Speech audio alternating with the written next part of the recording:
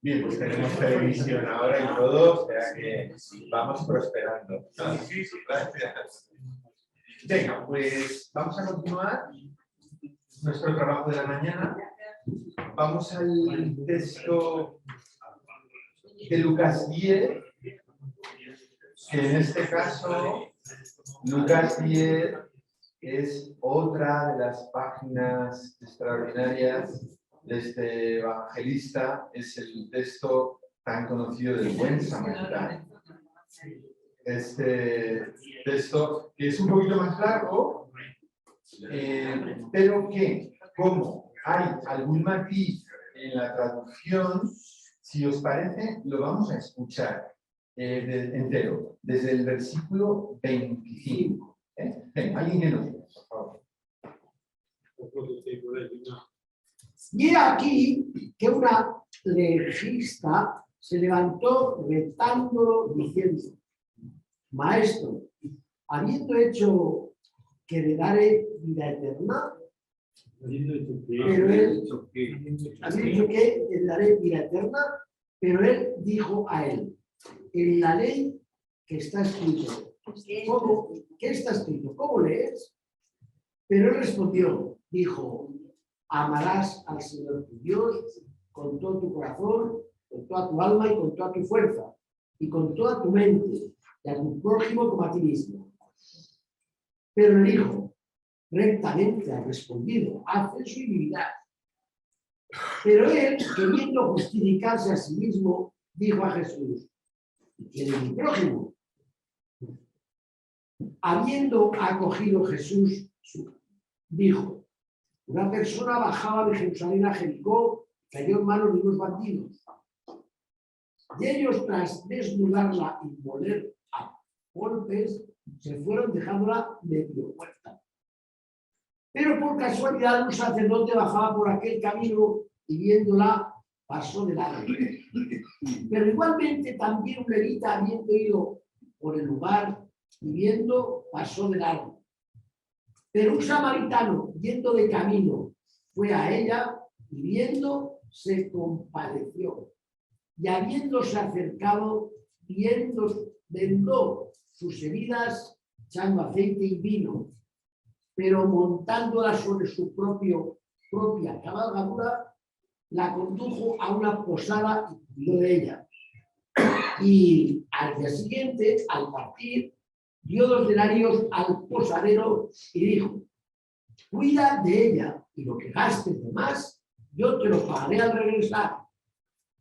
¿Quién de estos 3 te parece que fue prójimo de la persona que cayó en manos de los bandidos? Pero él dijo que hizo la misericordia con ella. Pero le dijo Jesús: ve y tú haz igualmente. Bien, pues este es el texto, muy conocido por todos, es otra página extraordinaria de Lucas. Y aquí, es un texto largo, como habéis visto, y vamos a ir comentando alguna cosa importante, pero en este texto solamente hay una única presencia, una única vez aparece el término que estamos estudiando, que es el término eleos, que aparece en el versículo 37. Al final, cuando el legista, el hombre experto en la ley, que le había preguntado a Jesús, dice, cuando Jesús le pregunta ¿quién de estos 3 te parece que fue el prójimo? Él contesta diciendo, claro, ¿por qué no dice el samaritano? Utiliza una paráfrasis. Evita nombrar al samaritano, porque el samaritano era para él su enemigo, o su no poco amigo, Entonces, evita, pues lo normal sería decir, pues este. No, él dice, define muy bien un poco la antipatía entre judíos y samaritanos nos sirve a nosotros de una forma positiva porque el propio legista ha definido la actitud del samaritano como misericordia y la ha definido perfectamente. Él, queriendo hacer un feo al samaritano para no llamarlo por su nombre, que tampoco sabemos su nombre, por su procedencia, para evitar decir que el samaritano es el que lo ha hecho bien, pues define, a lo mejor no con buen corazón, pero define ¿Cuál ha sido la actitud del samaritano? Que ha sido la de tener misericordia con la persona medio muerta. Por lo tanto, en ese texto, en labios, ahora ya no de Dios ni de Jesús, sino en labios no judíos, tenemos el término, el término de la misericordia, que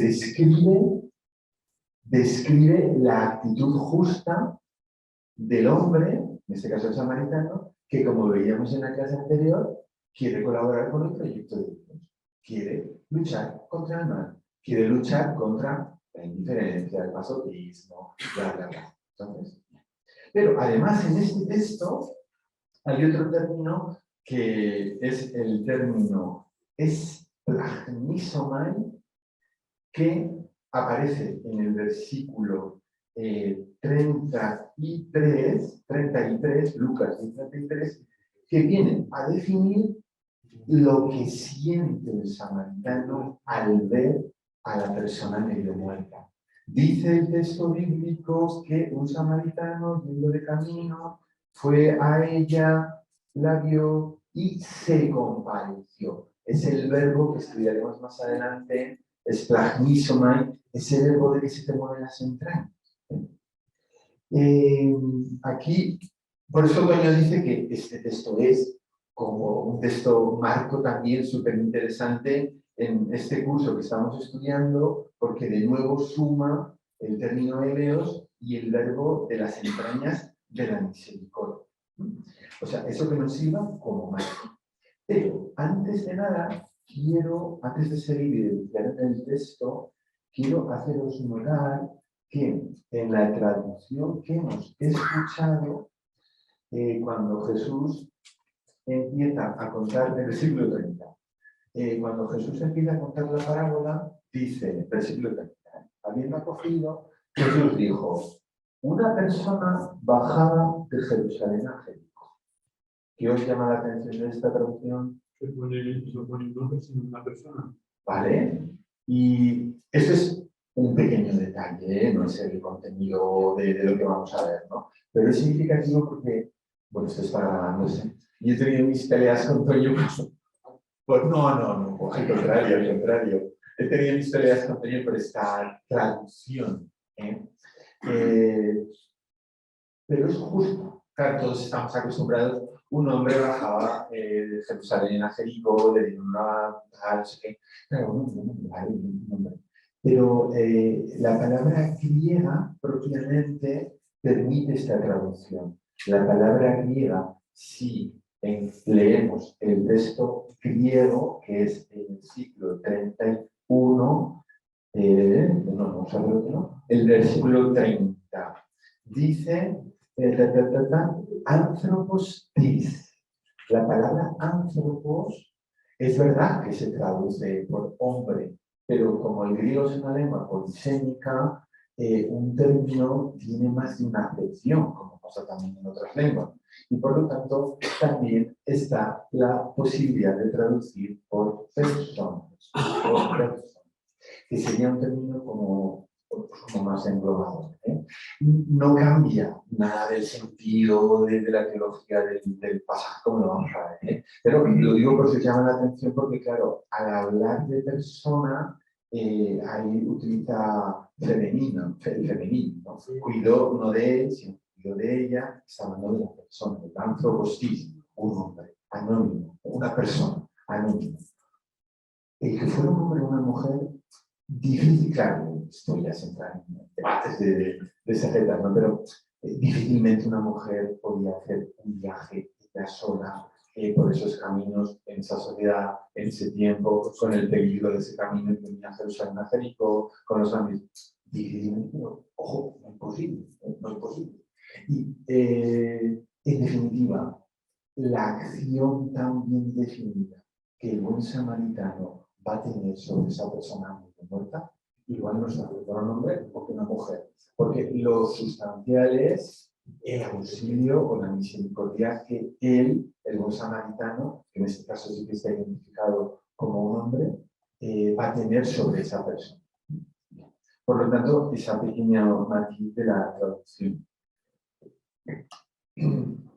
todos sabemos que este legista, legista es el hombre experto en la ley, el hombre experto en leyes, que cuando se acerca a Jesús en el siglo XXV tiene mala intención al preguntar a Jesús. ¿Qué tengo que hacer habiendo hecho qué? Y dices, pero ¿cómo que mal traducido esto? Habiendo hecho qué? Si nosotros estamos acostumbrados a ¿qué tengo que hacer? Es la traducción literal. Que Toño coge el griego y lo vuelve a la traducción literal. Pero el significado, como dice, es el mismo, ¿no? Habiendo hecho qué, ¿qué tengo que hacer para llegar a la vida eterna? Porque él pone una trampa. Y fijaros, qué sabio es Jesús, que en vez de contestarle directamente, le contesta con el argumento que él sabe muy bien, que es la ley. ¿Tú quieres jugarme con la ley? Fenomenal. Vamos a jugar, vamos a utilizar la ley. ¿Qué lees tú en la ley? Si ya está, si la ley lo dice. Y efectivamente, en el versículo 27, el legista contestó diciendo: amarás al Señor tu prójimo y con todo tu corazón, con toda tu alma, con toda tu fuerza, con toda tu mente y a tu prójimo como a ti mismo. El legista lo que ha hecho ha sido sumar, unir dos preceptos del Antiguo Testamento. Claro, a veces uno puede pensar, no, lo del amor al prójimo lo inventó Jesús, porque... No lo inventó Jesús, ya está en la escritura de su pueblo, en el Levítico en concreto. Ahí tenéis la cita, Levítico 19:18 y Deuteronomio 6:5, la página 18. Jesús lo que sí que ha hecho en su ministerio público es darle verdaderamente contenido al amor al prójimo, por supuesto que sí, pero ya era una ley que existía y que este legista, que sabe mucho de leyes, pero que tiene un poco de mala intención, él es como, oye, ¿te sabes lo que hay que hacer? Sí, yo no sé lo que hay que hacer. Yo sé que hay que ser paciente. Pero tú lo eres, bueno, es otra cosa. Pero yo sé lo que hay que hacer. Hay que ser paciente con la gente, hay que atenderle bien. Entonces, este señor, este legista, se sabía muy bien la ley. Fenomenal. Contesta muy bien, pues amarás a tu prójimo, contesta perfectamente desde la ley, y Jesús le dice, desde la ley, fenomenal, haz eso y vivirás. Pero aquí hay un matiz que Toño os lo destaca, que dice, el legista le ha preguntado qué tenía que hacer para llegar a la vida eterna. Y Jesús le contesta y no le dice, haz esto y vivirás eternamente, o tendrás la vida eterna. No, no. Jesús le dice, haz esto y vivirás. Toño hace esta lectura. Me parece iluminadora. Él dice, ojo, cuidado con mirar mucho al cielo, con desear la vida eterna y olvidarse de la vida presente.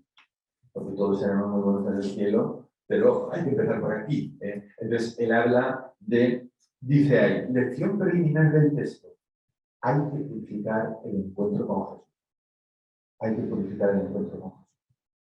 Frente a una espiritualidad que le quitara importancia a esta vida para mirar a la del cielo, ojo, cuidado, que no digo que no haya que hacerlo, porque como dirá San Pablo, San Pablo, somos ciudadanos del cielo, de acuerdo, esa es nuestra esperanza, nuestra meta. Pero lo importante también es que Jesús, ¿cuántas veces ha dicho Jesús? Que lo importante es el hoy. Hoy ha llegado la salvación a esta casa. En la sinagoga de Nazaret, cuando lee la profecía de Isaías. Hoy se cumple esta escritura. Hoy, no ayer, que ya no existe, y mañana, pues ya veremos a ver qué pasa mañana. La importancia de hoy es una característica fundamental. Es que hoy nuestras iglesias están vacías y hace 30 años estaban súper llenas. Mira, nuestro hoy es esto. Vamos a trabajar desde este hoy. El pasado, pues es verdad que ninguno nos nació de la nada. Somos tan interesados en el pasado, ¿no? Pero el hoy es una categoría muy importante de salvación. Y por tanto aquí, pues como ese desafío dialéctico, ¿no? Que el legista, o el hombre experto en la ley, yo quiero ir a la vida eterna. Entonces le digo, vale, pero primero aquí. Y luego, pues Dios dirá, pero primero aquí. En tu hoy, en tu vida, en tu contexto. Es que yo quiero que me mande el obispo a un mejor. Paciencia, en tu hoy. Ya, mañana ya llegará. Bien. No sé por qué he dicho. Entonces, seguimos un poco a ver. El legista le quiere seguir teniendo ese amor a Jesús, ¿no? Pues Jesús ya le ha contestado, eso hace su vida. Pero él lo describe muy bien Lucas, queriendo justificarse a sí mismo, le siguió preguntando, ¿y quién es mi prójimo? ¿Acaso él no lo pasa? ¿Quién era su prójimo? Claro que lo sabía, pero seguimos en esa dialéctica del tira y afloja, ¿no? Pero aquí, como pasando un poco así deprisa, el evangelista está describiendo psicológicamente la conducta del legista, en la cual yo creo que muchas veces nos podemos encontrar, ¿no? Que muchas veces nos justificamos a nosotros mismos y nos inventamos la que sé yo qué para justificar nuestra vida. Sea la que sea, ¿eh? O de no querer invitarte, o de comunidad, o de que estoy muy bien aquí, es que si yo me voy, es que Dios mío se va a hundir. Queriendo justificarse a sí mismo, dijo, ¿quién es mi prójimo? Y a partir de ahí, empieza. A partir de ahí, ese diálogo dialéctico. Hay un caso muy bonito, porque que Jesús también es muy paciente, porque le podría haber mandado a nuestro nombre, en paz, si tú ya sabes lo que hay que hacer. No, Jesús es paz, porque la conversión también exige paciencia. La propia conversión, y que tú cambies, a veces no se consigue enseguida, ¿no? Y si Dios tiene paciencia contigo, misericordia contigo, Jesús es paciente y le va devolviendo, es paciente, pero es inteligente también, porque el legista le ha querido llevar al campo de la ley y Jesús va al campo de la ley. Luego, con la parábola, ¿quién es mi prójimo? Y entonces, Jesús, que tampoco le contesta, hay que contar esta parábola, hay que contar. Y luego nosotros ya sabemos, porque hemos escuchado, que el legista, no sabemos si con el corazón muere o no, pero va a describir muy bien y muy acertadamente cuál ha sido la actitud del samaritano, que ha sido la misericordia. Entonces, le cuenta la parábola, ahí también introduce, introduce otro matiz, Toño, que dice, versículo 29, ¿y quién es mi prójimo? ¿Quién es mi prójimo? Y aquí me introduce una diferencia, a ver qué os parece.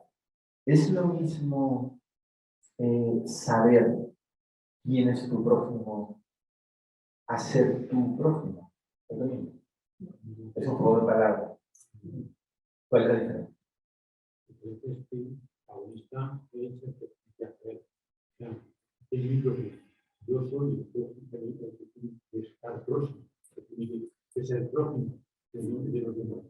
Claro, en definitiva, si yo tengo un prójimo, si yo sé quién es mi prójimo, yo tengo un prójimo, pero mi prójimo es alguien externo a mí, ¿no? Es mi prójimo, yo tengo que cuidar, pero es como alguien externo a mí y a todo. Y entonces, si es alguien externo a ti, en un determinado momento te has levantado bien, voy a ser súper saludable, pero el día siguiente igual te cansas e igual das la vuelta. Como ustedes sacerdotes de Levita dieron la vuelta, sabían quién era su prójimo, pero pasaban de largo. Ahora, si tú te constituyes a ti mismo en un prójimo, como una actitud existencial, pues empiezas a salir de la diferencia o el martirio, que no es algo externo a ti, no, sino yo soy prójimo, yo desde ese punto de vista, desde esa conciencia de sentirme querido y amado por Dios, pues tengo que hacer. Otro pequeño matiz es que a veces los pequeños matices van ayudando al conjunto global. Entonces, ya conocemos la parábola, es una parábola fenomenal, una persona, un hombre, una mujer, lo que decíamos en el texto anterior de María Isabel de María, igual nos da, porque no le quita ninguna hacia su fuerza la identidad sexual de la persona que es protagonista, no secundario, porque te han dado la paliza, te va a estar tirado al borde del camino, pero todos ponemos cuando leemos este texto, el foco está en el buen samaritano, que es el prototipo, que es el que ejerce la misericordia con esa persona medio muerta que no conocemos. Pero también una lectura muy interesante, que yo también alguna vez he dialogado con él, él dice, bueno, el personaje medio muerto es el que da vida al buen samaritano, ¿no? Es decir, ¿cómo? ¿En qué medida le da vida? En que es la oportunidad en la que el buen samaritano se vuelca y ejerce su misericordia. Es decir, un descartado, un último, un tirador del camino puede ser para ti, convertirse para ti en fuente de vida. Pues veis cómo a veces enfundarse el traje de los protagonistas del Evangelio, personas que van apareciendo, pues, como muy interesante, ¿no? El medio muerto quedará. Una lectura también muy interesante. Entonces, pues una persona, no sabemos muy bien quién, bajaba de personas hipócritas, que son los expandidos. El sacerdote y el levita están caracterizados en media ley. El evangelista no basta más. Un sacerdote y un levita que tenían que ser ejemplares en ejercer la misericordia, media línea, pasaron de largo. No puede haber una descripción más dura, más indiferente de la actitud de una persona que ante una necesidad. Otra cosa es que te preguntes, ¿qué puedo hacer? O que asumas a tu pregunta, oye, dígame que vamos a ayudar, o cómo lo hacemos, o yo qué sé. Pero pasa de largo. Lo vio y pasó de largo. Claro, la maestría del evangelista, en su disposición de lo que quieres poner, también eran muy artistas, porque el sacerdote y el levita eran caracterizados como diagnóstico, con lo cual poco más hay que decir. Si a nadie le queda ayuda con la situación, está clarísimo, lo han hecho fatal. Y describe ahora, en contraposición, la secuencia de verbos que hay para describir las acciones del samaritano, pero que son 8, si los vais contando. Un samaritano, yendo de camino, fue a ella, porque ella entretenido, porque estaba de la persona. Fue a esa persona, la ve y se compadeció. Aquí aparece nuestro término, es plagmisuma, que es el del verbo de las entrañas de misericordia. Pero, como os decía esta mañana, siguiendo la línea de que hay que ser muy insistentes en algunos principios para que los vayamos de Jaraba, habiéndolos integrado, es que no basta con ver la necesidad del otro y que se te conmuevan las entrañas.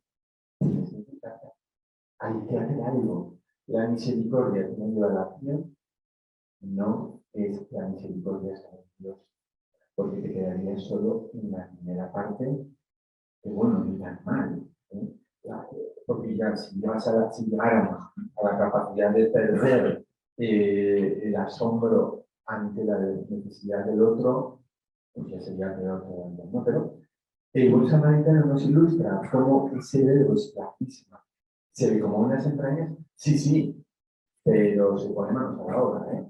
Y entonces, claro, aquí entramos con el problema de la pureza de pureza. Y volvemos al tema de la ley.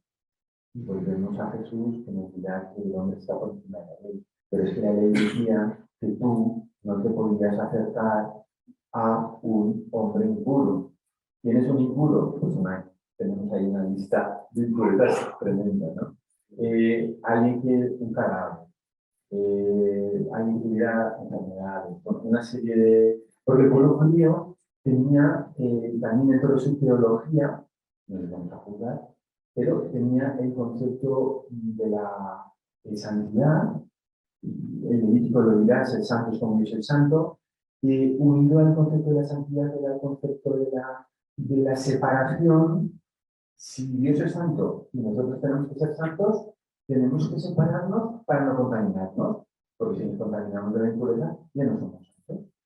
Por tanto, en esa forma, no de que Dios fuera así, sino de su forma de entender a Dios así, pues ellos Por eso el sacerdote y el levita, claro, para justificarles, uno podría decir, claro, pero si la ley decía que si no se podían acercar a un hombre medio muerto, ¿y cómo saben? A un hombre muerto, ¿y cómo saben que está muerto si no están acercados?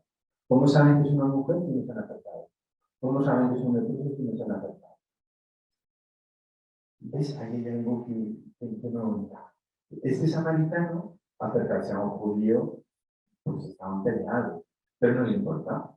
Se acercan y ahí empieza el vendaval de acciones, la misericordia que le ha suscitado al buen samaritano ver a esta persona, me da igual que fuera un hombre, una mujer, un chico, una chica, chico grande, pequeño, pero la necesidad, la debilidad le ha suscitado acercarse. Vendar sus heridas echando aceite de vino. ¿Aceite de vino por qué? ¿Por qué aceite de vino? ¿Vino de dónde? ¿De vino? ¿De Borja? ¿O qué denominación? ¿Por qué le echa aceite y vino? Porque cura y sobre todo, porque es lo que tiene. Es que Dios no te va a pedir lo que tú no puedas hacer. Entonces, qué bonito es que lo que él tiene, no solamente el aceite y el vino, su propia cabalgadura, es decir, yo me bajo y tú, que lo necesitas más que yo en este momento, te monto mi propia cabalgadura. Pero si soy un judío, me da igual, ¿eh? Te monto exactamente, no acabado, lo monto en la propia cabalgadura, lo llevo a la posada, cuido de él, pago al posadero de los denarios, pero es que no todo acaba ahí, por eso se está en claro, porque tú puedes hacer una acción puntual y joder, me siento que porque es una obra buena, sí, ha pasado ese día y ya está, y al día siguiente se puede. Entonces, el buen samaritano promete al posadero que es que voy a volver, es que voy a volver. Voy a volver a interesarme por esta persona. Y si tú gastas de más, te lo pagaré. Entonces, es como el círculo completo del cuidado. La misericordia, las entrañas que se le han despertado a este buen samaritano, ha hecho que lo que todo. Y que incluso vaya más allá. La promesa del cuidado, acordaros eso de que la misericordia del Señor es de generación a generación, que no se agota, que no es mientras tú eres joven y estás en la plenitud de tu vida, no, es que no se agota. Es que en tu hoy, de esa otra etapa de tu vida, la misericordia de Dios no se va a agotar contigo. Es que yo ya no puedo hacer nada, es que no. Perdona, deja que sí. La misericordia de Dios está contigo. Por lo tanto, tú no te hagas de menos, porque Dios no te hace de menos. Aquí tengo también en los apuntes que me han apuntado en más horas a lápiz, hay que leerlo. Entonces lo voy a leer porque me parece tan bien descrito. Dice, en la página 18, de los apuntes, al final, las últimas líneas, dice, con la ley en la mano, no se llega a hacer presente toda la bondad de Dios, cosa que sí consigue el comportamiento del samaritano, que se deja llevar por la misericordia y por la compasión. Es decir, para el sacerdote y para el levita estaba claro que había que cumplir la ley y que como posiblemente esa persona que estaba medio muerta en el camino era alguien indeseable y que se podían contaminar y no dejaban ahí, pues ya está, pasamos de lado y ya está. Por lo tanto, es verdad que con la ley de la mano no se iba a hacer presente toda la bondad. Y eso es más grande que la ley. Es verdad que necesitamos también un ordenamiento, claro, porque lo contrario sería del extremo de Dios. Venga, pues antes Castilla, pues todo vale. Vamos con orden, pero vamos a no olvidar que la misericordia siempre es más importante que la ley. Y sobre todo, al final de la página 19, os describe, pues si queréis darle una vuelta, esa inversión de papeles de cómo la persona medio muerta es la que da la vida. Es la que da la vida y que posibilita a un samaritano desplegar ese caudal de misericordia que a lo mejor no había tenido ocasión de sacar todo lo que le llevaba. Y esa persona ha sido para él el detonante que hace explotar esa acción del samaritano. En el versículo 37, cuando ya ha contado la parábola, Jesús, acordaros que estamos en un ambiente dialéctico un poco tenso, porque el letrista está queriendo buscar las costillas a Jesús, y Jesús, con esa paciencia que le caracteriza, le cuenta esa parábola, y al final le pregunta para que sea él el que saque la conclusión. También un poco esa idea de que, oye, que tú también, que tú vales mucho, piensa por ti mismo. Esto que nos decían en los centros universitarios, ¿verdad? Que el secretario. Oye, que la facultad es un lugar de intercambio de ideas y de creación también, ¿no? Claro, cuando yo, esto para mis alumnos es un poco petardo, cuando el primer día de clase, su única cosa es de los apuntes, los apuntes, porque si no, no, vamos a ver. Si tú tienes unos apuntes y estás preso de los apuntes y no levantas la lista de los apuntes, necesitamos también hablar, pensar, intercambiar. Jesús le dice al letrista, ¿no? ¿Tú has visto quién de estos tres te parece el próximo de la persona que te ha llamado de los apuntes? Y él define muy bien lo que ha hecho el buen samaritano. El que hizo la misericordia con esa persona. Por eso, al final, Jesús le dice, fenomenal, pues vete tú y haz lo mismo, haz igual. Y aquí, en la página 19, al final de este texto, dice, y como este término ellos en este texto del buen samaritano es el último del Evangelio de Lucas, y vamos a pasar ahora a estudiar muy brevemente dos textos de Marcos, pero ya vamos a dar un salto. Del sustantivo eleo, vamos a pasar al verbo griego eleo.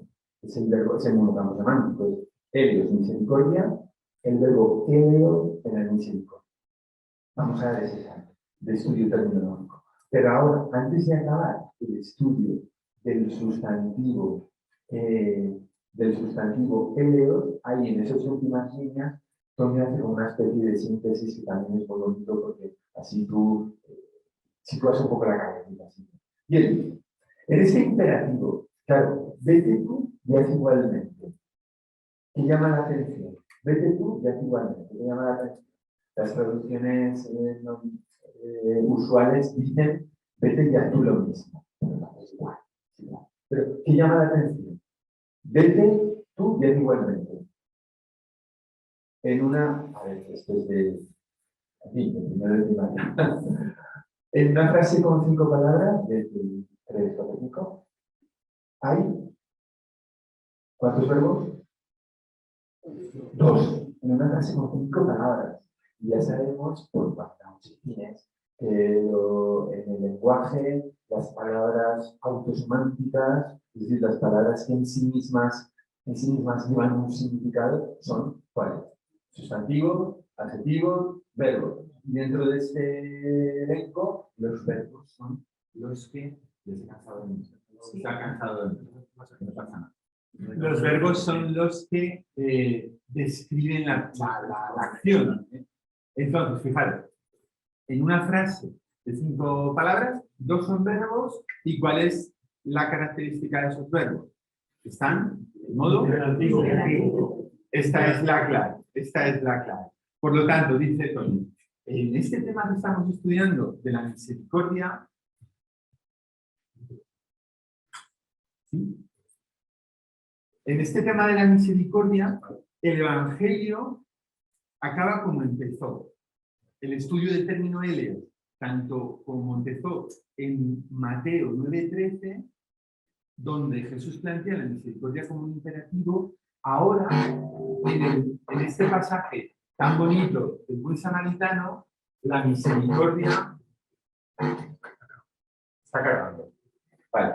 La misericordia no es algo para Jesús, no es algo optativo.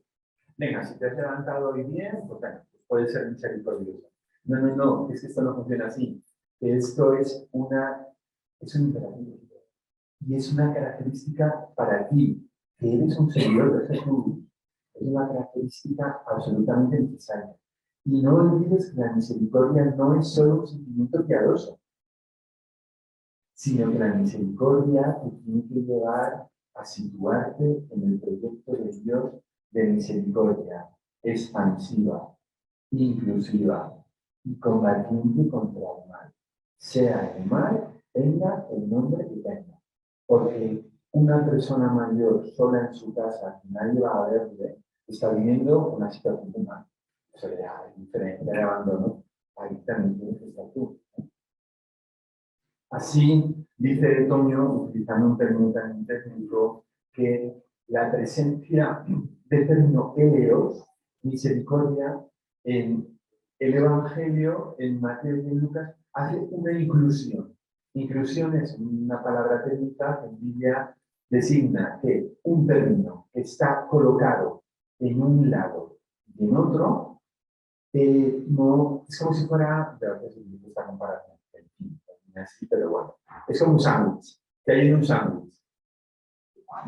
Un pan, otro pan y el jamón, o el bacon, lo que sea. Bueno, pues los dos extremos son importantes. Y al principio del Evangelio, Mateo, está ya el principio de la palabra eleos. Aquí al final también nos aparece la palabra eleos en el imperativo, haz tu misericordia. Y en el centro están todos los textos de Lucas que hemos ido viendo de la misericordia de Dios que nos agota, que es un proyecto de Dios a favor del bien, que es un proyecto que no excluye, sino que tiene inclusión.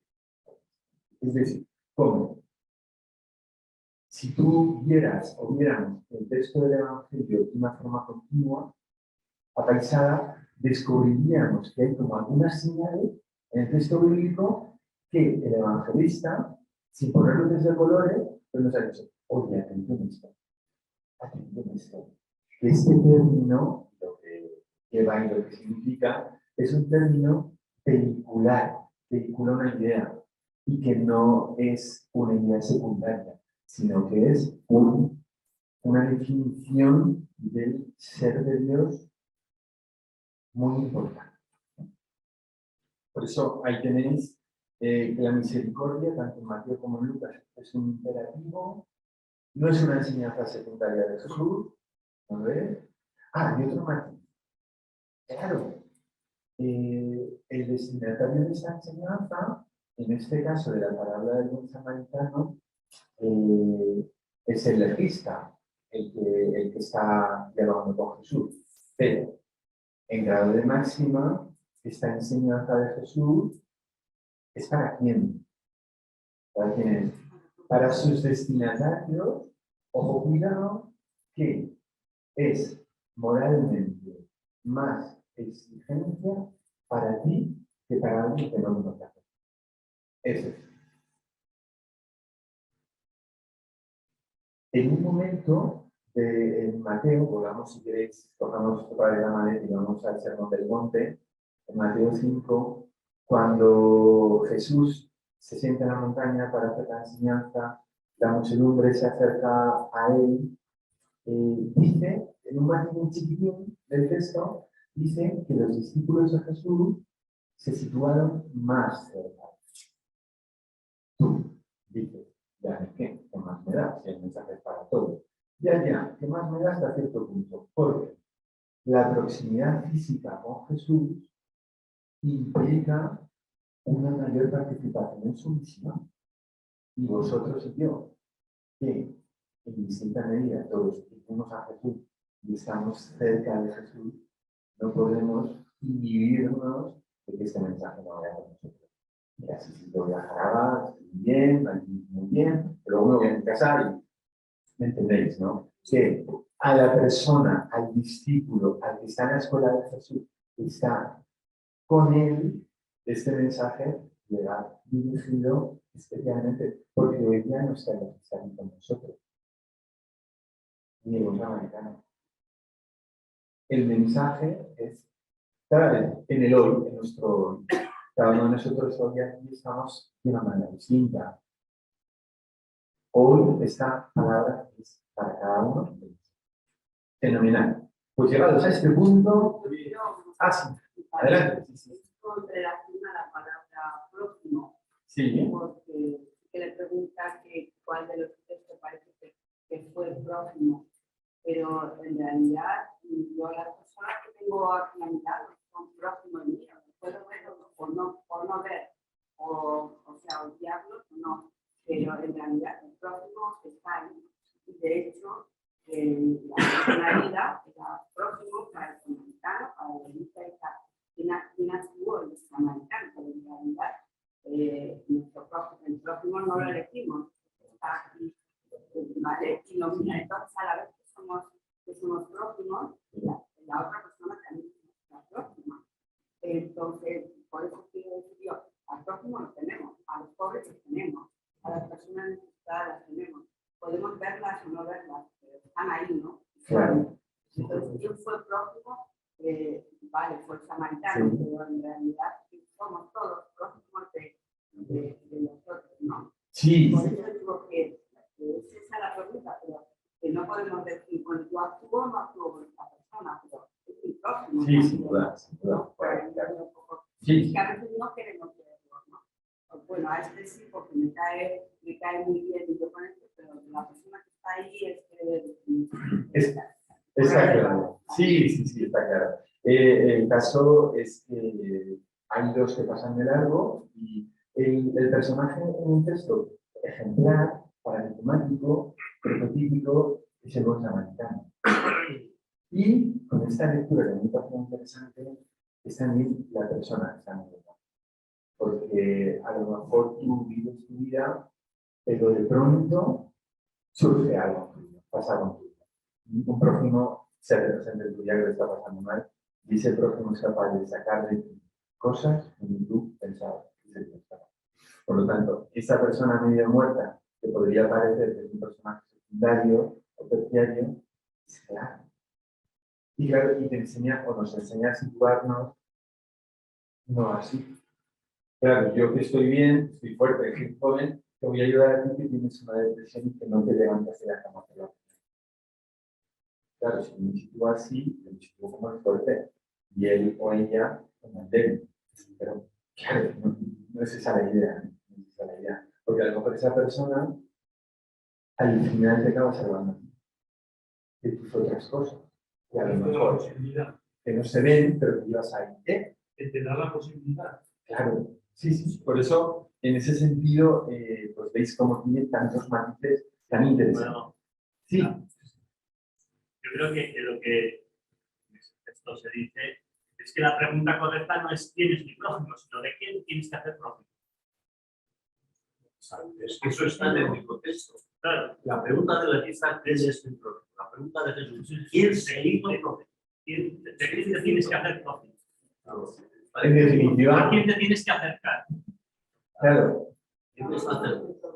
en definitiva, si tú te constituyes en prójimo también, lo que decíamos antes, ¿no? De tener prójimo como alguien externo o en ese paso más profundo de constituirte en prójimo. En definitiva, yo creo que la lección o la enseñanza es clara.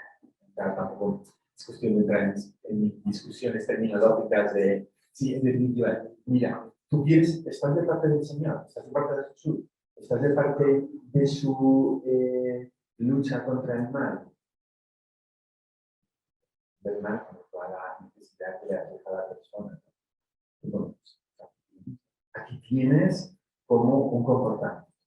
El comportamiento de la misericordia. Bien, ¿queréis que veamos a Marcos? Es muy cansado. Nos acercamos un poco a Marcos. Sí, quería comentar. Sí. A mí me parece una parábola revolucionaria 100%. En el sentido de que se dice con los religiosos apenas destruir.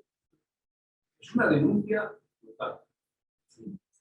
Porque precisamente además la frase escueta que fue de los dos religiosos me parece una denuncia de tal forma que con esta parábola ya había, para la gente aquella, había razón suficiente para cargarse.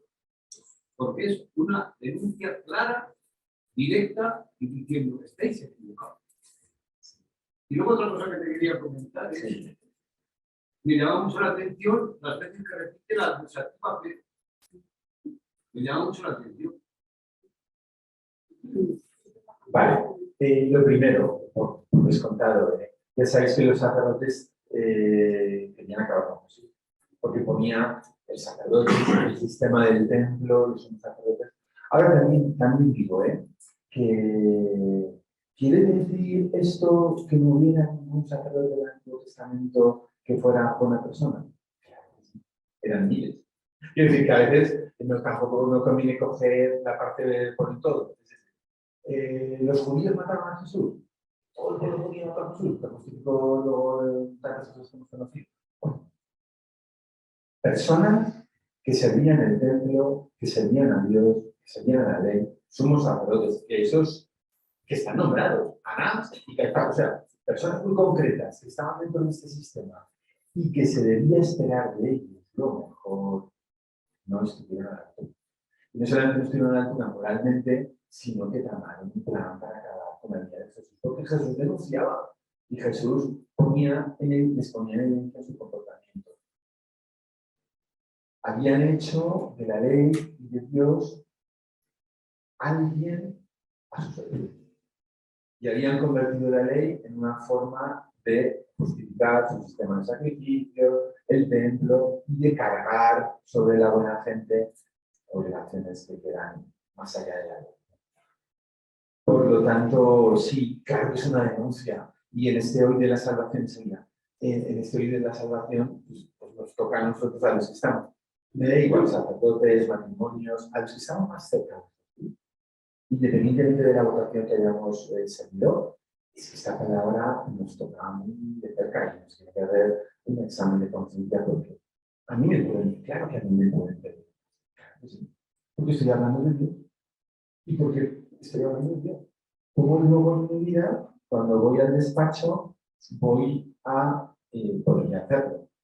Claro, todos tenemos derecho a un día de hacer un mal día, ¿no? Pero como voy a tratar sistemáticamente a alguien con la exigencia, con jales templadas, déjame en paz, pues es que has llegado tarde, me estoy haciendo. Y luego, sobre lo que decías de los peros, es que tú no haces una traducción literal del texto. Siempre que aparece la conjunción adversativa, pero él la traduce. ¿Por qué? Tiene un sentido. Porque la adversativa destaca los juegos contrarios. Esta actitud, pero esa otra. Entonces, el lenguaje también, claro, para nosotros, en un texto pulido, en un texto que se escucha en la liturgia, no puedes en 8 versículos seguidos traducir pero. No es casi traducir esa Biblia. Pero en el texto original, los evangelistas o los autores sagrados no estaban pensando en quién les iba a escuchar en la misa o en la catedral, sino que estaban pensando en contar la historia de Jesús y la vida de Jesús. Por tanto, el lenguaje, y fijaros que Lucas, dentro de los 3 sinópticos, es el que escribe más elegantemente, porque tiene, parece ser, una cultura helenista un poco más cuidada. Por lo tanto, que un autor, en este caso Lucas, a cada 2 pasos utilice una adversativa, no quiere decir que no conozca el lenguaje, quiere decir que te está llamando la atención. Esto no, esto sí, el contrajuego de contraste, ¿no? Sí, yo quería decir, digamos. Subrayar lo que ha dicho el compañero, subrayar lo que ha dicho el compañero de que para mí no es denuncia solamente de 2 personajes, sino es de la institución, y aparece en otros textos también. Dios, Jesús, denuncia la institución religiosa como tal, toda ella, tal como está montada. Sí, sí, pero es verdad, pero fijaros, ¿y qué hacemos con Zacarías? ¿Zacarías formaba parte de la institución? Sí, sí. Porque dice el inicio del Evangelio de Lucas de una forma maravillosa, muy bonito ese inicio, dice que Zacarías estaba en el interior del templo, oficiando en su turno, porque era de la tribu de no sé qué, es decir, Zacarías forma parte de los sacerdotes que les tocaba oficiar en el templo por turno, porque había, desde que se implicó el culto en Jerusalén, muchos sacerdotes que estaban fuera de Jerusalén, no había tantos sacerdotes para tan poco culto y tenía que hacer por. A ver. Sí, sale mudo, pero al final es perdonado, ¿no? Sí. No, sí, pero bueno, esto es lo de la conversión, ¿no? Lo del pecado, lo del lugar de Dios. Lo que quiero decir, yo no es que quiera salvar la institución, pero entenderte, la institución son las personas. Y dentro de una institución, las personas que han hecho fea esa institución, claro que tienen culpa, pero dentro de una institución, a lo mejor hay gente muy buena, que lucha, que trabaja. A mí me da un poco de miedo juzgar a todos por igual. Toda la institución. Es verdad, claro, el sumo sacerdocio de tiempos de Jesús se había alejado del sentido del sacerdocio, que es unir a Dios y a los hombres. Sí, lo habían hecho. Todos, no, de esta manera. Pero sí, es verdad que la institución, que es lo que nos cuenta el Evangelio, desde la vida de Jesús, nos habla del sumo sacerdocio, de cómo querían acabar con él. Claro que aquellos querían acabar con él, porque esto estaba Jesús. ¿Tenían pecado? Claro que sí. Porque querían acabar con Jesús porque les molestaba, les denunciaba su falta de compasión. Claro, mutatis mutandis, salvando las distancias, claro, somos sacerdotes de tiempos de Jesús, nos pillan un poco lejos, pero podríamos hablar de nuestro. Podríamos hablar en qué medida somos fieles, no somos fieles, en qué medida nosotros somos instituciones, no somos, en qué medida somos pueblos, ya ninguno estamos libres de pecado, ¿no? No sé si queréis añadir algo así. Quería preguntar, ¿no se puede hacer una alusión o una interpretación política de este pasaje? Es decir, que de alguna manera es una crítica contra el sacerdote, los sacerdotes, y también a favor del samaritano que estaban en el estado. Por algo aparece un samaritano, no aparece una persona del pueblo distinta. Sin lugar a dudas, es que sí, Jesús, porque sí, aquí en este curso estamos hablando mucho de la filología, que nadie la existe. ¿Se puede una interpretación política? Sí. Si en este curso estamos hablando de la filología, del sentido de las palabras, del origen primario de las palabras, y tú vas al origen primario de la palabra político, o política, o la política, o el político, que hoy está tan denostada, pero en su sentido originario, la polis, ¿qué es? Es la polis, la ciudad, y es todo lo que afecta al ciudadano. Por lo tanto, sí, claro que sí. Un samaritano, Sí, claro que sí. Un samaritano tenía que darles bofetadas a los que escucharan esa parábola, a los judíos normales y corrientes, porque estaban enemistados. Sí. Claro, ¿por qué Jesús, por qué este buen samaritano no es hombre? Podría haber sido judío, sí, pero lo encarna un samaritano para que encima la lección sea, no quieres estar, pues toma tu aceite y ya. O sea, el buen comportamiento es este, que encima es paradigmático por alguien que tú crees que no vale. Que tú judío ortodoxo, crees que no vale nada, que es un samaritano. No quieres estar. Y es el ejemplo. Es ejemplar, claro, es ejemplar. Y es ejemplar para los discípulos de Jesús que escuchaban esta parábola y para nosotros también. En definitiva, los discípulos de Jesús, hombres y mujeres que seguían a Jesús, están en la escuela aprendiendo con Jesús, ¿no? Y aprenden cuando cura, con lo que dice, con su palabra. En definitiva, estar siguiendo a Jesús por los caminos. Y Lucas, ya sabéis que utiliza mucho el camino de Galilea a Jerusalén durante muchos capítulos, y en esos capítulos se va produciendo la enseñanza, es una enseñanza como peripatética, ¿no? Andando. Y ahí, todo lo que ven en Jesús es como una enseñanza. Esto es un batido. Claro que hay una crítica absoluta a esa parte, yo no sé si a todos, pero desde luego a esa parte del sacerdocio institucional, que era así, No, sin lugar a dudas. Vamos adelante, que si no nos quedamos sin ver más. ¿Os parece que sigamos? Venga, Marcos nos propone solamente dos textos. Dos textos en los que vamos a estudiar o leer o comentar dos textos del Evangelio de Marcos, pero hemos dado un salto en el camino. Hemos dado un salto porque ahora ya abandonamos el sustantivo eleos y nos vamos a fijar en el verbo eleo. Estoy en la página 20. En la página 20.3 dice el verbo eleo. Eleo en Marcos. ¿De acuerdo? Solamente dos textos. Uno muy largo y otro un poquito más breve.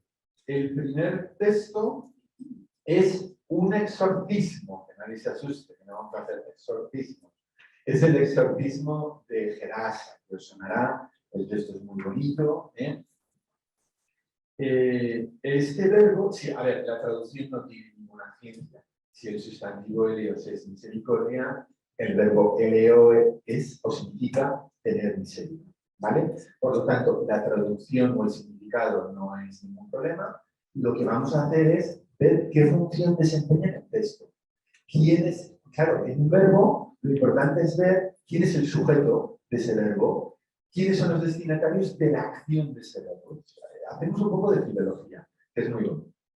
Entonces, encontramos ese primer texto que va a ser el exorcismo de Gerasa y luego a nuestro amigo Bartimeo. El ciego Bartimeo será ese texto tan bonito, tan por todos, conocido por todos. Ahí vamos a encontrar también la presencia de este verbo eleo. En el primer texto, si queréis, el primer texto no lo vamos a leer porque es muy largo. Yo os voy a destacar algún versículo. Conocemos un poco, ¿no? Salió de la barca, a la otra orilla del mar, a la otra orilla de Galilea, a la comarca de los Gerasenos. Saliendo Jesús de la barca, no va solo, Jesús no va solo en la barca, él sale de la barca, dice de inmediato. Entonces, la escena ya empieza. Cuando se utiliza la partícula eusis, es de inmediato. Entramos en la acción. Vino a su encuentro de los sepulcros un hombre con un espíritu inmundo. Este es nuestro protagonista. Mira, dice Toño que la atmósfera del inicio de este texto es un poco asfixiante. ¿Por qué? Porque son impureza por todos lados. Para un judío ortodoxo, acordaros que Jesús ha ido en esa misericordia expansiva de Dios. Jesús coge la barca y se va al otro lado, donde no están los judíos. Jesús va a una comarca donde no hay judíos, donde para los judíos están los paganos. En esa misericordia extensiva de Dios, Jesús, en su santidad, en su bondad, es quien porta la misericordia. Bueno, pues Él es el portador de esa misericordia, pero la escena es muy asfixiante. ¿Por qué? Porque aparece un endemoniado, un hombre con un espíritu impuro, en medio de los sepulcros. La descripción de ese endemoniado había sido muchas veces sacado con grillos, con cadenas, había destrozado las cadenas, no, nadie lo podía dominar, estaba gritando entre los sepulcros, se veía a sí mismo. Es como una escena en la que, dice Toño, ningún judío entraría. Por Dios, ¿cómo voy a ir yo a Gerasa? Por Dios, ¿cómo voy a ir yo a la asociación de vecinos cuyos presidentes son de un partido político determinado? ¿Yo cómo voy a entrar ahí? Bueno, pues Jesús utiliza la misericordia expansiva que va donde en principio a lo mejor no es entendido. Allí que se va. Se coge la barca y se va a Gerasa. Cualquier judío habría huido de esta escena. Sin embargo, ahí Toño destaca, me parece muy importante, cómo Jesús, la presencia de Jesús, lleva con él la santidad y la bondad. ¿Acaso un cristiano en un contexto de indiferencia, o en un contexto a lo mejor hostil, con paciencia, con misericordia, a la larga, ¿no podría ser también presencia para esas personas de un algo distinto, de un alguien distinto? Aunque tú no lo anotes explícitamente.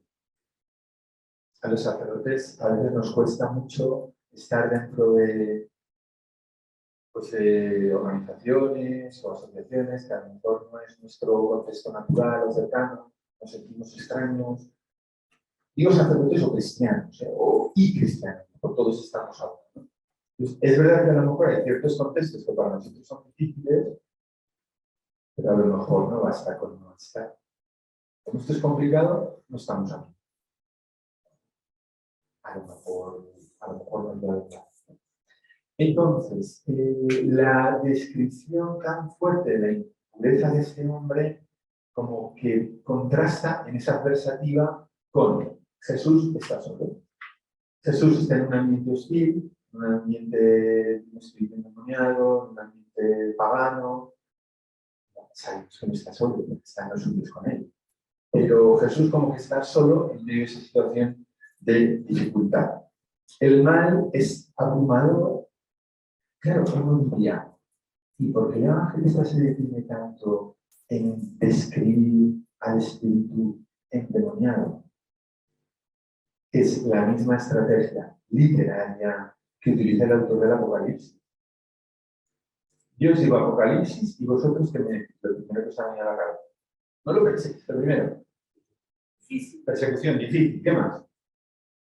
Si lo pensáis mucho no me va. Alegórico. Alegórico. Final. Final. ¿No?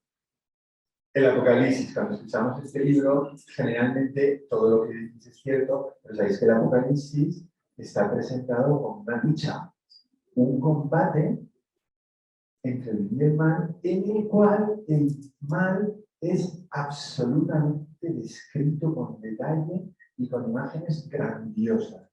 Tan es así que da la impresión que al final el mal va. Y el principio bíblico que al final transmite también el Apocalipsis, que no es casual que sea el último libro de la Biblia, es que al final el mal no tiene la misma palabra, porque Dios es el sumo bien. Entonces, en este primer dibujo, la circunstancia de ese hombre, no solamente ese hombre, que, ojo, cuidado, aquí no hay ninguna relación moral de que había hecho ese señor que tiene un espíritu. No hay ninguna relación moral. Lo importante es que esa descripción de lo que a esa persona le pasa, los grilletes, las heridas, el que está solo, el que está impuro, va a venir a contrastar después con lo que Dios, con lo que Jesús, Dios, con lo que Jesús va a hacer conmigo. Sigue la escena. Es verdad, dice ahí Toño, que, oye, o sea, estamos en el capítulo 5 de Marcos. En el capítulo 1 de Marcos, Jesús ya ha hecho un exorcismo. Ha hecho un exorcismo en Marcos 1, 21, 28, pero ahí va, qué casualidad. Ha hecho un exorcismo en una sinagoga, en Cafarnaúm. Jesús hace una curación en un lugar que podríamos decir es patria del judaísmo. Cafarnaúm es una ciudad muy importante, Jesús está muy vinculado a esa ciudad, Jesús va a predicar en la sinagoga, y Jesús, en la sinagoga se produce una situación de necesidad, y Jesús hace la curación. Jesús llega hasta él, un endemoniado, un necesitado, en un lugar hostil, en un lugar de paganos, y ¿qué hace Jesús? Lo mismo. La misericordia de Jesús es inclusiva, contigo y con el otro también, aunque tú no lo quieras, pero yo sí. La misericordia de Jesús es inclusiva. Ya sabéis que los milagros y los exorcismos forman parte también de ese ser de Jesús, no son nunca actos mágicos de Jesús. Yo soy el Hijo de Dios, catapum, que te curo. Esto es como otra cosa. Los milagros en Jesús y los exorcismos entran dentro de esta categoría, son actos del poder de Dios, es verdad, para manifestar la misericordia de Dios, que persigue en quien no tiene la fe despertar, suscitarla. Claro, porque Jesús hace milagros en personas que no creen todavía. Y en las personas que ya creen, tiene la finalidad de fortalecerla. Quien no ha dudado a veces, ¿verdad? Fortalecer la fe que duda. Esa palabra que me quiere salir. Dice Toño, vale, muy bien. Tenemos a dos protagonistas, Jesús y este hombre endemoniado, enfermo. Sea cual sea la necesidad que presenta. Pero oye, ¿y qué hacemos con estos que aparecen escritos en el versículo 14? Con los cuidadores, bueno, ya sabéis la escena, la hemos leído, el espíritu va a los cerdos, la piara se precipita por el despeñadero, los cuidadores anuncian a la ciudad lo que ha pasado, la gente de la ciudad va, ve a Jesús al endemoniado tranquilo, y ha sentado, vestido en su juicio cabal, y lo único que les brota es pedirle a Jesús, vete de aquí. Vete de aquí. Claro, y en una lectura sosegada uno dice, oye, nadie ha preguntado a esta persona que estaba enferma cómo está ahora, qué ha pasado, cómo te encuentras. No, les ha interesado su medio de vida, su medio de sustento, que tampoco no los vamos a juzgar. Sabemos que no es el comportamiento adecuado, pero para ellos era que no conocían a Jesús, era su modo de vida. Pero de esa escena, claro, ¿por qué no les vamos a juzgar? Porque es que ya no existen. Que vamos a perder el tiempo diciendo que malos eran los gerasenos. Vamos a perder el tiempo con esto que ha escrito Antonio y que vuelvo a leer textualmente porque no tiene desperdicio. Al final de la página 22 dice: el ejercicio de la misericordia a favor de la humanidad sufriente conlleva, es decir, el ejercicio de la misericordia a favor de la humanidad sufriente, en este caso a favor de ese hombre con espíritu inmundo, conlleva para Jesús el rechazo de aquellos que podían sentirse a gusto con el estado de cosas que llevó a actuar a Jesús. ¿Por qué le has curado? Si nosotros lo que queremos es salvar a los cerdos. Es decir, fijaros, aquí, como les digo a mis alumnos, esto lo tenéis que enmarcar. Estas palabras se abren comillas, estos son palabras. Luchar por el bien supone tener enfrente a quienes se aprovechan del mal. Claro, si tú, que eres discípulo de Jesús y que quieres estar de parte del bien como Jesús, piensas que nunca vas a tener problemas, vale. Entonces hay algo que no encaja, que no funciona. Es decir, quien se sitúa de parte del bien de una forma proactiva, vas a tener problemas. Porque el proyecto de Dios no es aceptar problemas, incomprensiones, tu familia te va a decir, pero que siempre estás en la iglesia, que no sé qué, lo que sea. Problemas, teniendo esa palabra, de ahí lo que se pueda derivar, ¿no? Pero fíjate, pero elige, estar de parte del bien, estar de parte de Jesús, conlleva muchísimas cosas, pero conlleva que a lo mejor no vas a ser entendido, no todo el mundo va a hablar bien de ti, dirá Jesús, ahí sí, todo el mundo habla bien de ti. O sea, que tampoco, también es una enseñanza, este texto, para que nadie se asuste cuando, por estar de parte de la causa de Jesús, uno viva en la dificultad, viva en dificultad. Hay de ti o hay de nosotros cuando todo vaya bien, ¿no? En este sentido. Bien, y luego, por último, la última observación de este texto, al final del texto, ya dejamos a los gerasenos, no les juzgamos, nosotros aprendemos que estar de parte de Jesús implica necesariamente que no todo el mundo te va a decir qué bonito eres, que vas a tener problemas, y te va a llamar la secretaria de ayuntamiento, o que te van a poner problemas la comunidad de los petardos. Al final, dice, versículo 20 de este texto. 19, perdón, que es el 19 es el clave porque es donde aparece el verbo eleo, que es el que estamos estudiando. El endemoniado quiere seguir a Jesús y Jesús le dice, no. Tú le conviertes en misionero, ¿eh? No es que Jesús diga, no quiero que vengas con los míos porque somos un grupo selecto. No, te quiero, pero para otra misión. Ay, pero es que esta misión no es importante. No. Todas las misiones son importantes. Lo que pasa es que en la iglesia y también en el grupo de los que seguían a Jesús, no todos hacían todo. Había distintas misiones. Entonces, Jesús le convierte en misionero. No vengas conmigo, pero mira, vete a tu casa, junto a los tuyos, y esta frase es súper importante, y anunciarles todo lo que el Señor ha hecho. ¿Qué es todo lo que el Señor ha hecho? Que ha tenido misericordia de ti. Jesús, de nuevo, se convierte como si fuera Santo Tomás de Aquino, explicando la teología.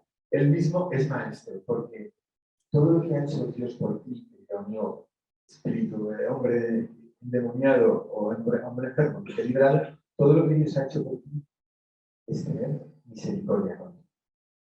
El nombre de lo que Dios ha hecho contigo es su misericordia. Y fue el versículo 20 y comenzó a proclamar en la Decápolis cuánto le había hecho Jesús. Se convierte en la Decápolis en un misionero convencido. Claro, cuando una persona, uno de nosotros, tiene experiencia personal de lo que Dios ha hecho contigo, no hace falta que la gente lo cuente. Muchas veces digo que a mis feligreses les digo, yo les puedo contar que Dios es bueno, que para mí Dios es fundamental, pero es mi experiencia. No es lo mismo que yo lo cuente a que tú lo sientas. Habla con él. La experiencia de Dios es en primer lugar una experiencia personal. Y este hombre que había tenido un encuentro sanador con Jesús, le había devuelto su dignidad, le convierte en misionero y le manda a ser testigo suyo. Fenomenal. Y el último texto, vemos el último texto y dejamos unos minutos para el diálogo. Mirad, el último texto es Marcos 10, lo conocemos, es Bartimeo, es el texto del ciego Bartimeo. En este texto del ciego Bartimeo encontramos los dos otros usos del verbo eleo, del verbo tener misericordia. Y es muy importante porque en este caso aparece en los labios del ciego.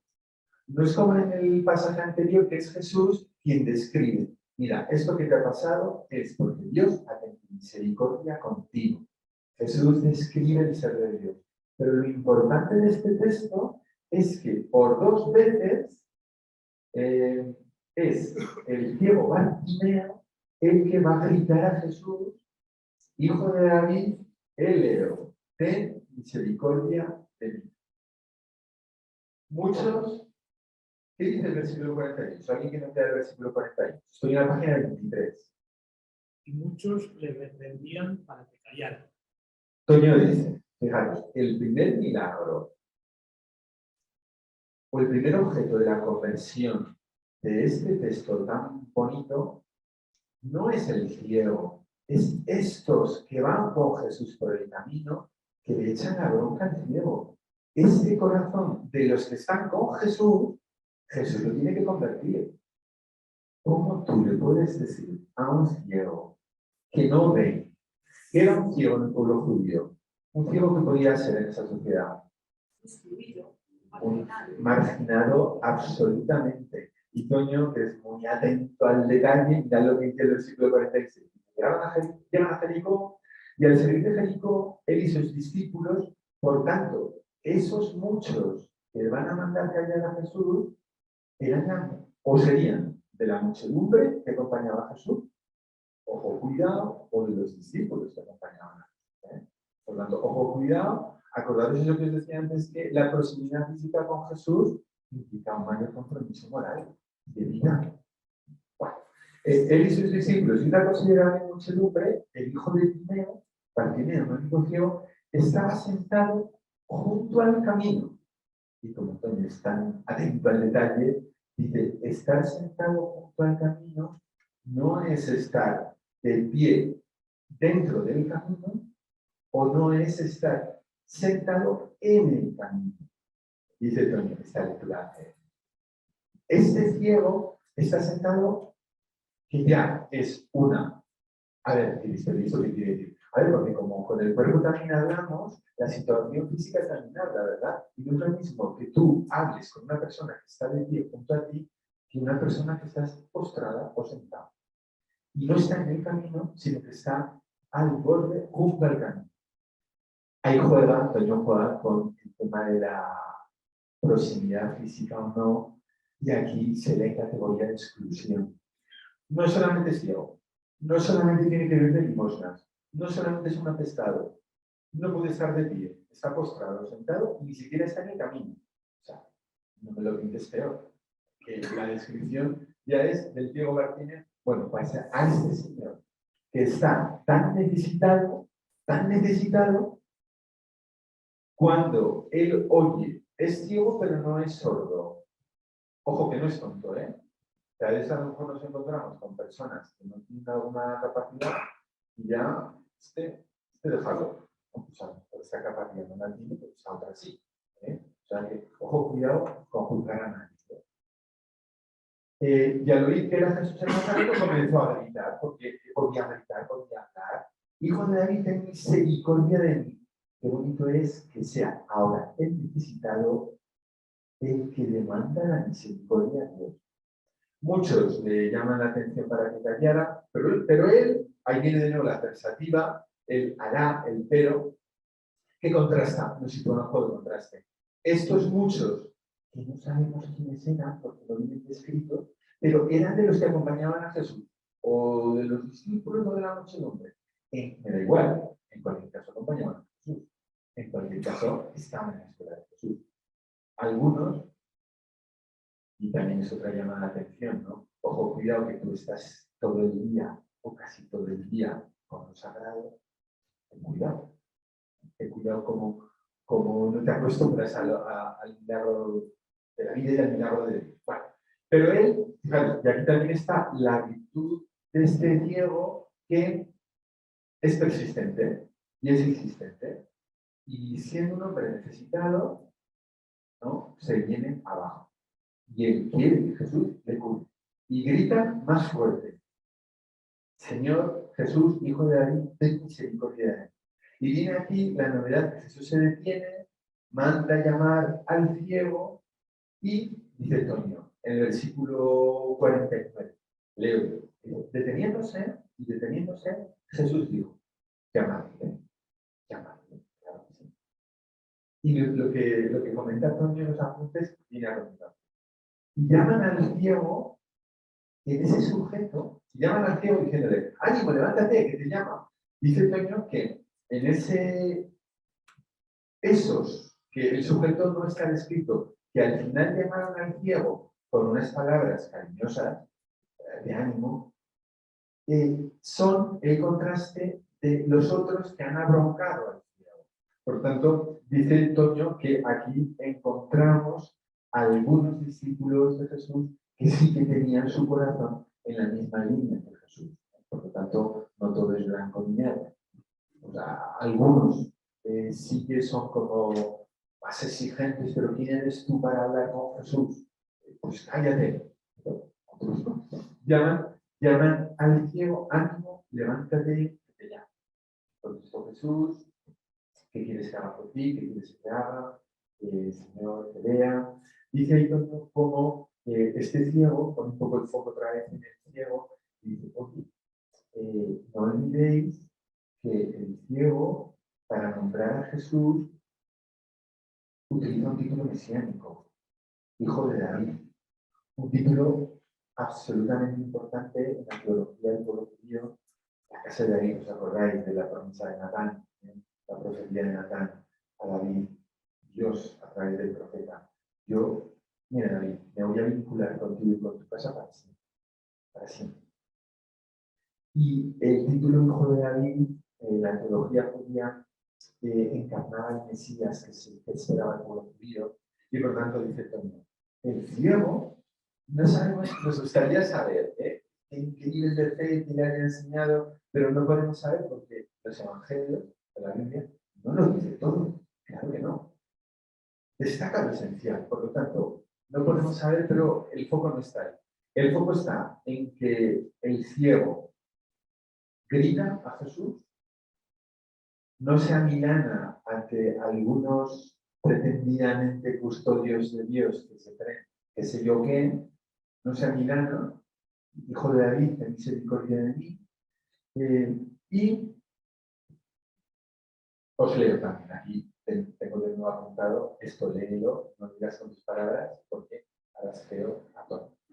Y dice así, un poco al final, en la página 24,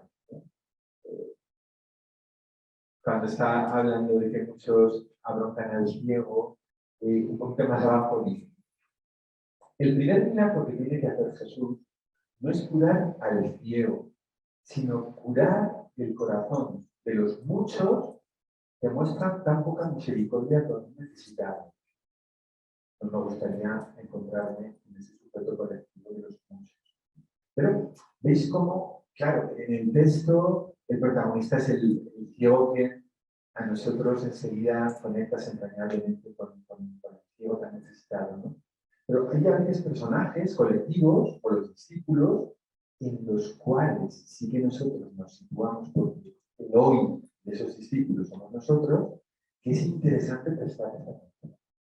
El primer milagro es curar el corazón de esos que acompañaban a Jesús y que han prestado tan poca atención. Y un poquito más adelante, el imperativo, hay ese imperativo, levántate, vete, tu fe te ha salvado, de inmediato vio, seguía por el camino. Cuando en el versículo 49 dice, ánimo, algunos discípulos que sí que están en la buena dirección, le dicen al ciego, levántate y te llamo. Ahí Antonio destaca que hay un verbo griego súper importante, que es el verbo egeide, que es levantar, que no aparece aquí por única vez en el Evangelio. En el Evangelio de Marcos aparece varias veces, pero siempre en labios de Jesús. Mirad, os van a sonar. El hombre de la mano seca. Jesús le dice, Marcos 3, levántate y ponte en medio. A la niña, a Talita Cum, a la niña le dice, la tomó de la mano y le dijo, Talita Cum, muchacha, y te lo digo, levántate. Este verbo en boca de los discípulos de Jesús es levantar. ¿Qué es levantar? ¿Qué implica? Y simbólica, físicamente y simbólicamente todo lo que dice. Devolver la dignidad al que la ha perdido, al que no la tenía, ponerte a tu misma altura, tú estabas sentado, tirado, vamos a hablar y vamos a vernos a la misma altura, y además este verbo es muy importante, porque será el verbo que Juan utilizará cuando describa que Jesús ha salido del sepulcro, principio fundamental de nuestra fe. Y la conclusión de esta mañana, de página 25. Mirad, habla aquí Antonio diciendo que del milagro de la curación al milagro del discipulado, porque este Bartimeo lo siguió por el camino. Tu fe te ha salvado y de inmediato seguía a Jesús por el camino. Y a este Bartimeo, Jesús sí que lo acepta, que se sume a la escuela y le siga por el camino, a diferencia de el Geraseno que le había dicho, tú no, tú vete a la Decápolis, a tu casa y da testimonio de lo que Dios ha hecho contigo. Dos misiones. ¿Es una más importante que la otra porque una físicamente estuviera ligada a la persona de Jesús y otra no? No. Son las dos importantísimas porque son mandatos de Jesús. Por lo tanto, en la Iglesia, todas las misiones, todas son súper o muy importantes. Por tanto, de modo que, a modo de conclusión, en este momento es cuando los alumnos dicen, esto entra para el examen. A modo de conclusión, que leo, podemos afirmar que Tener misericordia en Marcos vehicula un comportamiento salvífico de Jesús. Jesús se demuestra salvando, la misericordia. En el primer caso en Marcos es la misericordia para el endemoniado, de quitar los demonios, de volver la paz, en lo interno y externo, la persona marginada. Y en el segundo texto es el ciego, es él quien ha llamado a la misericordia de Jesús como el aspecto que mejor define a Jesús. Por lo tanto, tener misericordia, este verbo, ya es un verbo, como decía antes, vehicula una acción. Esa acción vehicula una característica importantísima de la identidad. La misericordia, ya concluimos aquí, debe mover los corazones y debe mover las manos, nuestras obras, nuestro compromiso con el bien, con el camino del bien, como veíamos en la primera clase, para, como con María, que mi alma, mi persona, mi vida, engrandezca al Señor. Yo quiero sumar al proyecto de Dios. Hasta aquí. Preguntas, dudas, comentarios, bueno, más que preguntas, que los comentarios. Podríamos